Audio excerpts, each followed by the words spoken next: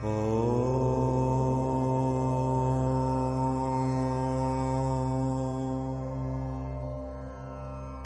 मित्रों, सादर नमस्कार। पुनः आपकी सेवा में उपस्थित हैं।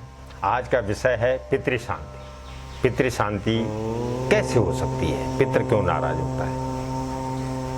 बहुत अच्छा प्रश्न है और विशेष कारण है। कई बार क्या होता है, आज की दौड़ भाग में हम लोग क्या करते हैं, देते हैं, दान भी देते हैं, दक्षिणा भी देते हैं, फल फूल भी देते हैं, यज्ञ भी करते हैं। पर ये एक चीज़ का विशेष ध्यान रखें, पितरों का जो भोजन है वो 12 बजे मध्य उपरांत है, 12 बजे दिन के बाद। अधिकतर लोगों ने चलन में ये कर दिया है कि सुबह ब्राह्मण को बुला के उसको भोजन करा के फटाफट अपना कार्य सिद्ध करें और निकल जाए। ऐसा नहीं है, बिल्कुल भी नहीं है, विधि ही नहीं है। भाई प्रातःकाल कौन सा व्यक्ति, कौन सा विप्र आपके घर में आके भोजन कर सकता है, भरपूर भोजन कर सकता है? फिर यहाँ पर एक विषय और उत्पन्न होता है, बहुत अच्छा है अगर समझ में आ जाए कि देखिए, आप जो है एक दिन में एक प्रति व्यक्ति जो है 250 ग्राम प्रातःकाल, 250 ग्राम मध्यकाल, 250 ग्राम संध्या का भोजन करता है।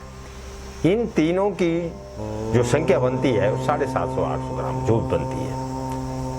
आप अपने पितृ को मात्र एक दिन खाना खिलवा, भोजन करवा के विदा लेना चाहते हैं। बहुत सरलता से आप जो है अपना छुटकारा पाना चाहते हैं। मैं इससे सहमत नहीं। इन 3 राशियों को आप गुणा कीजिए महीने दिन से, यानी 250 और 250 750 ग्राम को आप जो है महीने दिन से गुणा कर लीजिए और महीने दिन को साल भर से गुणा कर लीजिए, तो कम से कम आपके पितरों के लिए उसी ढंग की व्यवस्था चाहिए। यानी अगर आप कच्चा अनाज भी साल भर में दे रहे हैं तो उतनी दाल हो जितनी दाल आपके पितर जो है साल भर, या वो ब्राह्मण उस दाल को जो है, उस चावल को, उस आपके दिए हुए अन्न को विधिपूर्वक, बहुत सारे लोग आटे की थैली दे देते हैं और बाकी चावल छूट जाते हैं, तेल छूट जाता है, मसाले छूट जाते हैं। मेरे दोस्तों, सोचे अगर आपको सिर्फ रोटी दी जाए तो क्या आप खुश हो जाएंगे? तो उनके लिए उसी प्रकार चाहिए। उनके लिए चटनी से लेके, अचार से लेके, घी से लेके, तेल से लेके, मिर्च से लेके, मिसालों से लेके, वस्त्र से लेके, जूतों से लेके, छतरी से लेके, टोपी से लेके, यथा संभव जो जो आपके पितृ ग्रहण करते थे वो वस्तुएं हैं, या जो प्रिय वस्तुएं उनको लगती थी, उन प्रिय वस्तुओं को आप दान कीजिए। और नहीं होता है कोई अच्छा ब्राह्मण, अच्छा विप्र नाम ले तर्पण करने वाला नहीं जानता कोई, फिर भी एक दिन 15 जो है आपके जो आते, पहले तो प्रत्येक आवश्यक को पितृदान देना चाहिए और दान उसको दीजिए जो उस दान की जो है महत्व समझ सके। प्रथम तो आप प्रत्येक माह की आवश्यक को दान दीजिए, नहीं तो आप जो है साल भर में जो पितृपक्ष आता है उस पितृपक्ष में विधि पूर्वक ऋषि तर्पण, देव तर्पण और पितृ तर्पण, इन तीनों को करवाकर घर में भोजन की अच्छी व्यवस्था बनाकर, उस भोजन को करवाने के बाद, विप्र ग्रहण करने के बाद पुनः आप जो उसके जो है उससे आशीर्वाद लें। पहले दिवस, प्रथम सप्ताह, प्रथम श्राद्ध में ही आप इन चीजों की व्यवस्था कीजिए कि मैंने क्या क्या वस्तु जो है दान करनी है, उसको लाइए एक किसी बक्से में, किसी टोकरी में, या जो भी आपके पास कोई बॉक्स हो उसमें रखकर दाल से लेके चावल, आटा, घी, तेल, मिर्च, मिसाले आदि को, वस्त्र सबको संकल्प ले लें कि हे परमपिता परमेश्वर, मैं फलाना जो भी आपका नाम होगा, मैं ये अपने पितरों के निमित्त दान करने जा रहा हूँ। अतः मेरे पितृ का जो दिवस है वो एकादशी है, अष्टमी है, चतुर्दशी है, या अंतिम श्राद्ध है, आमस्य अंतिम श्राद्ध है, इसमें दे, इसमें मैं अवश्य दूंगा। पर ये ना हो कि आपका अंतिम श्राद्ध वैसे रह जाए और आपके घर में विप्र ना है, तो भी पितरों का क्रोध होने का एक कारण उत्पन्न हो सकता है।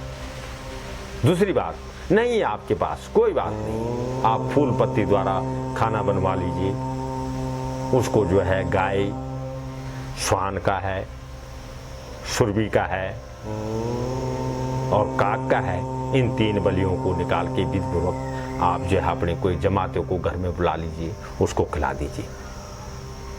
ये भी अगर आपके पास नहीं है, यानी कुछ देने की समर्था नहीं है, तो भी आप जो है मध्य में अपने घर के किसी किनारे में खड़े होते हुए दोनों हाथ ऐसे खड़े करते हुए बोले, ये पितरों, मैं इतना समर्थवान नहीं हूँ कि मैं आपको कुछ दे सकूँ, और ऐसे क्षमा याचना करते हुए आप उनको नमस्कार करें। मेरे पितरों को नमस्कार, मैं उन पितरों को नमस्कार करता हूँ जिनको मैंने देखा ही नहीं है, मैं उन पितरों को नमस्कार करता हूँ जिनको मैंने देखा है, मैं उन पितरों को नमस्कार करता हूँ जिनको मैं जानता हूँ और मानता हूँ।